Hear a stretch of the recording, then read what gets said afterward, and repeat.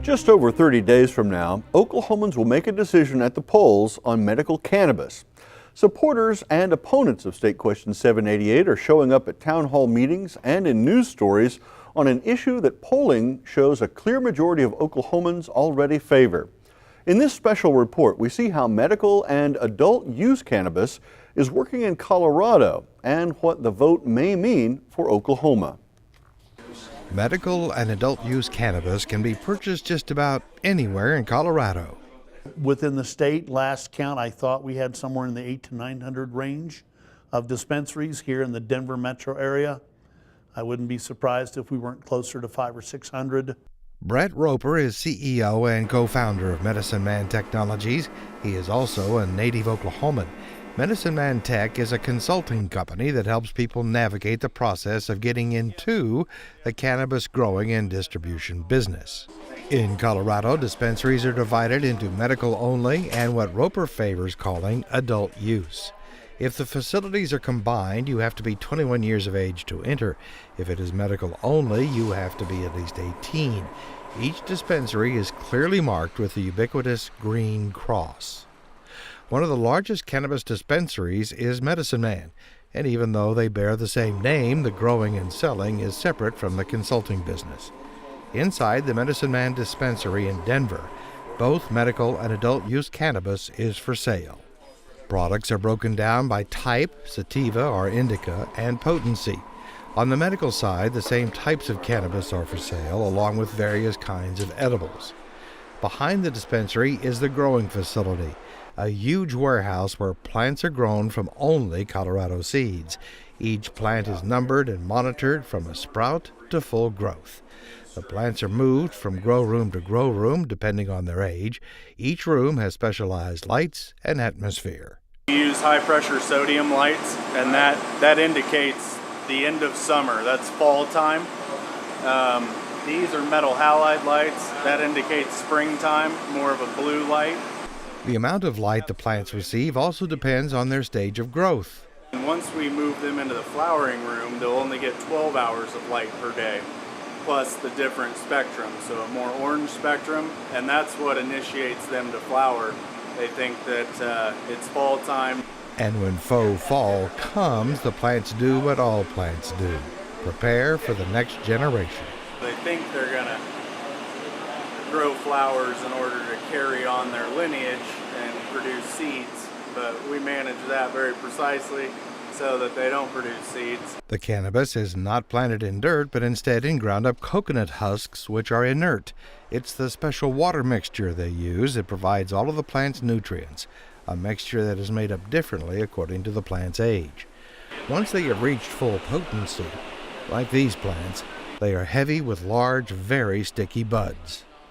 These are adults waiting to go to the processing room. Once there, teams of people pull off fan leaves and machines are used to do the initial cleaning. The buds are processed by hand and left on trays for packaging.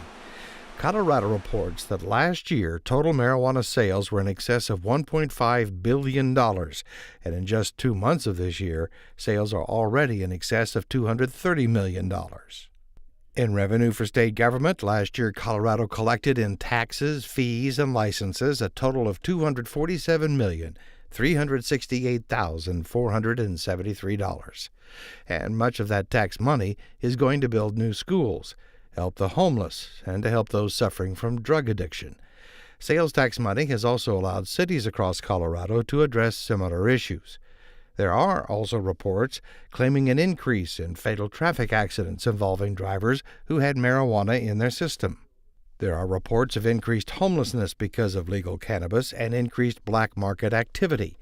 Colorado's governor has also said he would agree to ending legal marijuana if there was real proof that it is to blame for these problems. And while some lawmen argue there is a link, there is no real data to establish such. And that has not influenced opponents of State Question 788 from quoting homelessness, traffic deaths, and crime increasing as problems created by cannabis. At a town hall meeting in Claremore recently, attorney Susan Rogers quoted the governor of Colorado. You would not rule out banning marijuana again in Colorado because of all the things that are going on there. And that was on a CNN article, so look it up yourself. The event included a presentation from Richard Salter, a longtime DEA agent who refers to marijuana as the gateway drug to harder substances. We're here to tell you, after looking at it, after studying the other marijuana laws that have been passed by 29 states in Washington, D.C., this is one of the most liberal marijuana bills out there, and this, in practicality, is a recreational bill. There has also been an increase in people trying to make hash oil, which uses butane, blowing themselves and their homes up. One of the main arguments by opponents of State Question 788. August Rivera is co-chair of Oklahomans Against 788 PAC. This is a handout his group has produced, which warns of the dangers of people trying to make hash oil. Even though the flyer is handed out at public gatherings, Rivera says the general public is not who they are targeting. That particular flyer was specifically meant for first responders. Anyone going into a home, social workers, anyone visiting a home. Should there be issues with, let's say, butane hash oil extractions? Rivera also believes if SQ 788 passes, people lose their Second Amendment rights. It will still be illegal federally. It will still be illegal for doctors to prescribe it. You cannot deposit monies into banks. It'll be an all-cash business, and you lose your Second Amendment rights. There is a clause recently inserted in the Bureau of Alcohol, Tobacco, Firearms, and Explosives, Form 4473. It warns the use or possession of marijuana remains unlawful under federal law, regardless of whether it has been legalized or decriminalized for medicinal or recreational purposes in the state where you reside. Now, another new group is formed to work against passage of SQ 788. State Question 788 is not medical, is a coalition of business groups, medical organizations, faith-based groups, and law enforcement. Only 4 states now have no legal form of cannabis for medical or adult use. The number of states that now allow adult or medical use not including CBD products is also growing. And 10 other states are joining Oklahoma this year to vote on either adult use or medical cannabis proposals. The biggest use of medical cannabis is known as CBDs, or cannabidiol, a non-psychoactive component of cannabis. There are numerous products available, and they are used for numerous ailments, including as an anti-inflammatory, anticonvulsant, antioxidant, antipsychotic agent, and as a pain reliever. In Colorado, it was a group of Oklahoma brothers who began looking for medical benefits from hemp that created a line of CBD products that have changed the lives of many Oklahomans.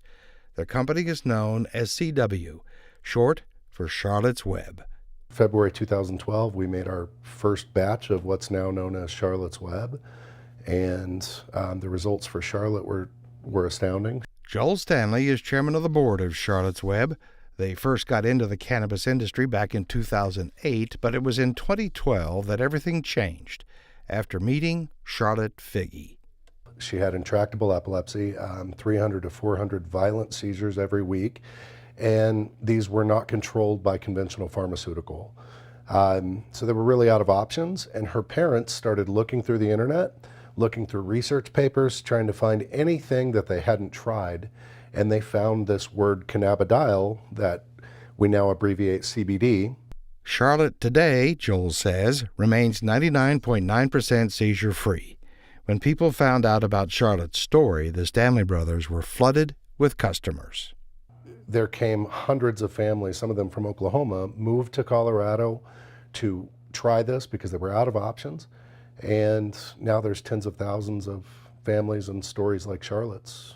Now, with the use of modern machinery, the CBD processing facility operated by the Stanley brothers can turn out 20 to 30 containers of CBD oil a minute. All of the hemp that is used comes from the company farm, already ground to specifications and ready for processing. Vijay Bacchus is Director of Production Operations for CW. We do everything according to OSHA regulations.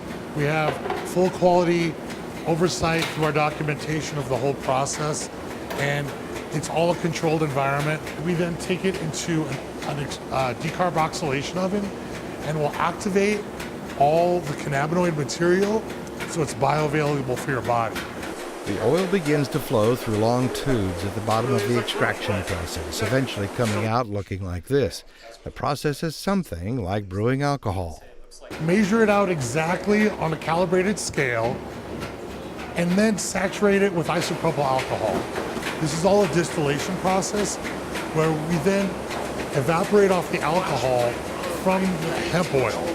300,000 to 500,000 bottles of CBD oil a year are currently produced by the Charlotte's Web Company.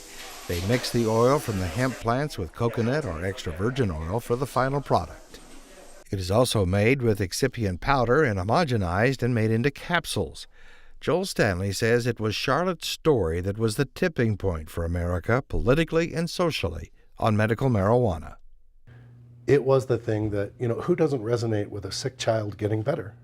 We all can understand that. We all can sympathize with that. And so I think we started to look at cannabis after Charlotte's story as a culture, as a species. We started to look at it with the willingness to be educated, not just be afraid of it because of propaganda. Oh, here, if you want a good smoke, try one of these.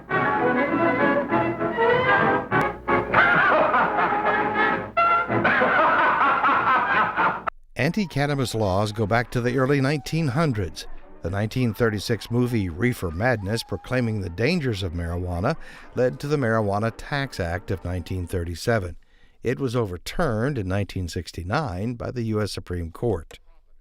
The Controlled Substances Act of 1970, sought by then-President Richard Nixon, moved marijuana up alongside of heroin, cocaine, and other strong drugs as a Schedule I narcotic.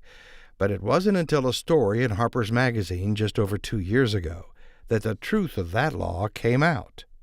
In an interview done years before, John Ehrlichman, Richard Nixon's counsel and assistant for domestic affairs, told the Harper's reporter the Nixon White House had two enemies, the anti-war left and black people. By getting the public to associate the hippies with marijuana and the blacks with heroin, we could disrupt their communities, arrest their leaders, raid their homes, break up their meetings, and vilify them night after night on the evening news. Did we know we were lying about the drugs? Of course we did. Across Colorado, there are now thousands of people employed by the cannabis industry, a number that the experts expect will continue to expand. And SQ 788 is already producing new jobs in Oklahoma. A school has opened that promises for a price to teach you the ins and outs of the cannabis industry. The most recent public polling data of Oklahoma attitudes on medical marijuana show more than 71% favor the issue.